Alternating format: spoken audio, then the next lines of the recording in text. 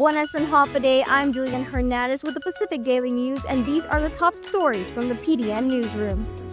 Governor Lou Leon Guerrero signed into law Bill 250-37, which establishes a new drug task force to be known as the Multi-Agency Unified Law Enforcement Group, or MAULEG. It will be the latest tool in the continuing effort to address Guam's festering drug crisis. The measure by Senator Chris Dueñas, now Public Law 37-134, states that the purpose of the MAULEG task force is to suppress the importation, distribution, and selling of narcotics and illicit drugs on Guam, and also codifies the MAULEG group into law. Setting the task force in policy and legislation makes it much more official. It will continue on no matter which administration comes forward, the governor said. The MAULEG task force would be automatically activated if Guam Police Department staffing levels fall below 70% of the established standard, or about 364 officers. The chief of police will be the chairman of the task force and will have the authority to deputize and provide training for the available law enforcement officers from other agencies. Under MAULEG, officers from the Port Authority of Guam and the Guam International Airport Authority, along with the Department of Parks and Recreation Rangers, would fall under the authority of the police chief.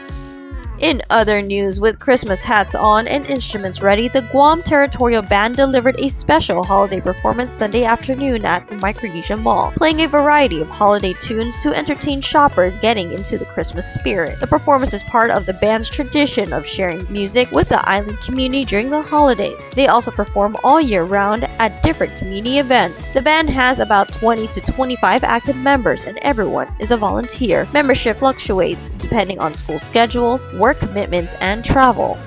The lack of full accountability over campaign finances is drawing the concern of the Guam Election Commission, and it's looking at cracking down on the issue. Notices will be going out soon to political candidates who failed to file their expense and contribution reports for the 2024 primary and general election. Members of the Guam Election Commission have suggested the current requirements lack the teeth to enforce it and has prompted many candidates to continue to ignore it. GEC Chairman Jerry Crisostomo raised the concern during a board meeting Friday that there's quite a few candidates that had not filed the mandatory reports. If they don't do anything and they just get away with it, then there's that precedent that if the commission doesn't do anything, why would I have to file, he said.